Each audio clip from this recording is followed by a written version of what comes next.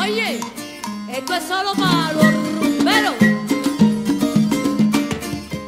Hey everybody, welcome back to the Raw Food Muscle, and today we're back in the house of pain because today I wanted to talk to you guys about the difference between training lightweight versus heavyweight. And this is a big, huge discussions that a lot of bodybuilders get into about which one's better in terms of building muscle mass. And the bottom line is that it really depends on the person. But okay, for example, okay, if you never lifted weights before ever, okay, and all of a sudden you're out, you're doing stuff, in the garden, you're lifting a lot of heavy objects, guess what? You're going to build muscle pretty quick, okay?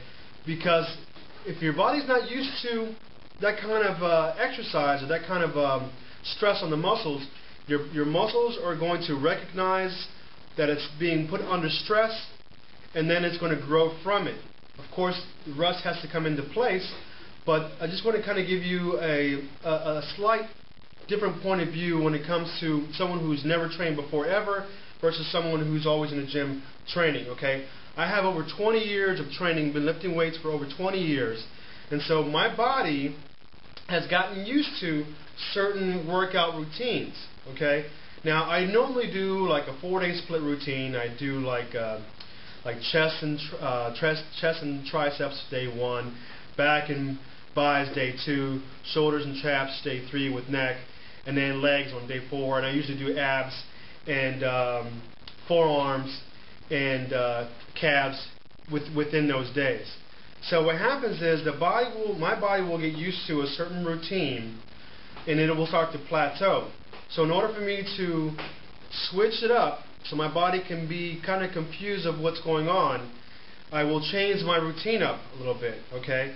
Now I still do the same amount of reps and sets, but I still mix it up. So for example, I prefer to train heavy weights with low reps. Okay, 6 to 8 reps. I really believe that doing heavier weights really pushes the muscles to an expansion point. Okay. Now this is important to understand the resting period after this, because if you train hard enough and your muscles are sore, it's important to take that next day off. And this is why I have my days split up, so I don't have the same body part I'm training the very next day. Okay? So when you're training and your body's kind of getting used to a certain routine, it's good to switch it up. So there are times where I do a lot of heavy weight, low reps, but then I'll switch it up and do high reps, lightweight. Okay, so I'll do like 15, maybe even 20 reps on a particular exercise. Okay, or maybe I'll switch it up in one whole workout routine. For example, yesterday or the day before, I did chest and triceps. Okay, I did flat bench for 4 sets, incline for 4 sets, decline for 4 sets, and then flies for 4 sets. But I did the pec deck, and I did that for about 15 reps. Okay, so I went from doing 6 to 8 reps to a high rep movement. And then I went to triceps right after that, do all heavy movements. Okay, 3 different exercises, tricep pushdowns, behind the neck pullovers, and some kickbacks. But on the last one, I did high reps, did 15 reps, okay, on reverse grip pull downs. So, and when you're training, a lot of bodybuilders, they'll tell you when they're training in the off season, it's usually heavy weight. It's usually putting on the mass, putting on the bulk by pressing heavy weight with low reps, and you can go as low as even 4 reps. A good professional bodybuilder, well, he's not bodybuilding anymore, but Kevin Levrone, he's one of my favorite, and he comes from a powerlifting background. So powerlifting meaning that you're really kicking down the reps low, keeping it around 4 reps, and that really pushes the muscles to maximum. You're training your muscles to get used to the heavy weight. And there's a difference between training your body, sculpting it, and powerlifting. This is another key point, because sometimes people think that bodybuilders are the strongest guys in the world, when actually that's not true. It's actually the powerlifters are the most powerful. because they train to be powerful. They train to lift extremely heavy weights. And it's because that's the way they're pushing their bodies. They're adapting their muscles to train like that. And what happens is your muscles become stronger and stronger. And because of that, your muscles are sometimes expanding more. And it depends on what you're eating also. But there's a good point that Jay Cutler made. He's the current Mr. Olympia a couple of weeks ago.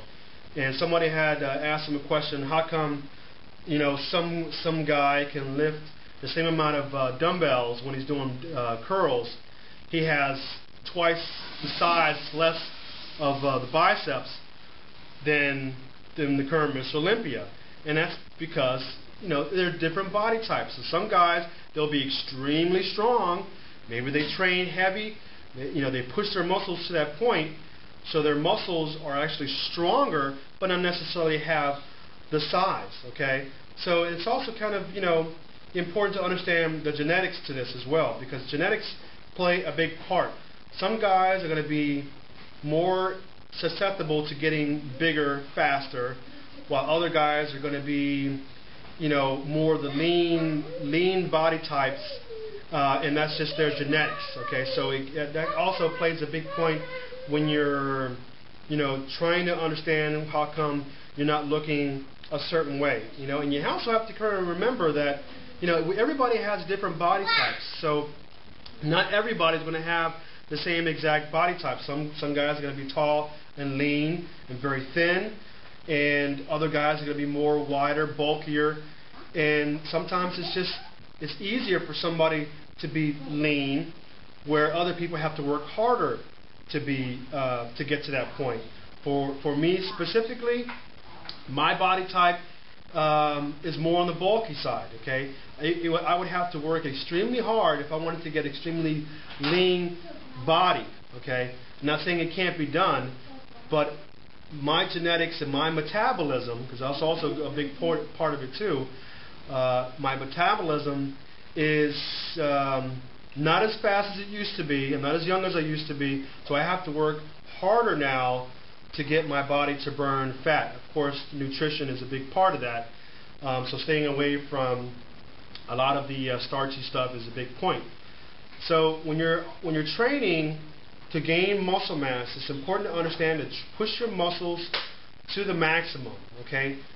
Push your muscles so that they're sore the next day. And I'm not saying that when you first start off you train really hard so you can't move. That's not the safe way to do it. You want to, if you never trained before, you want to gradually move up from a beginner level type of workout to more, medium to advanced workout. Because what's going to happen is if you train hard, you get gung ho, and you're in the gym, you're doing biceps, triceps, whatever, the next day you're so sore that your arms, are not going to be able to move. I've done that before. I've trained so hard, I'm just feeling the movement, and I took off a couple of weeks, and I just went in there hardcore, and I started going back in there trying to do the same thing I was before, instead of gradually letting my muscles, okay, we're getting back into it, and next thing you know, I was like, robotics, and I couldn't move, you know what I mean? So it's just like, you got to be careful with that thing. So, and stretching is also important too, stretching the muscles, stretching the chest, stretching the triceps. It's really important to release that lactic acid that builds up in your body, in your muscles, and what happens is when you stretch out the muscles, it releases the lactic acid and actually makes it easier for the next set. And you won't, you probably get another rep out of it if you stretch out. So just a couple of important keys here when you're training. Train heavy, do heavier weights, but also try to mix it up with the light weights. If you're doing a lot of light weights, try to mix it up with the heavy weights. But if you're really trying to expand your muscles, make sure you're getting plenty of nutrients, plenty of electrolytes to get you through the workout. And I'm going to be making another video about the more details about nutrition that really comes down to your body weight, your muscle mass versus your fat percentages. So that's a whole different video. I'm going to have to break down the science behind all that to get into specifics on what you need to have on the daily basis as far as nutrition. Okay, so that's it, guys. Hope you enjoyed this video. Go out there, pump some iron, enjoy your workouts, and just enjoy life. And I'll see y'all next time on the Raw Food Muscle.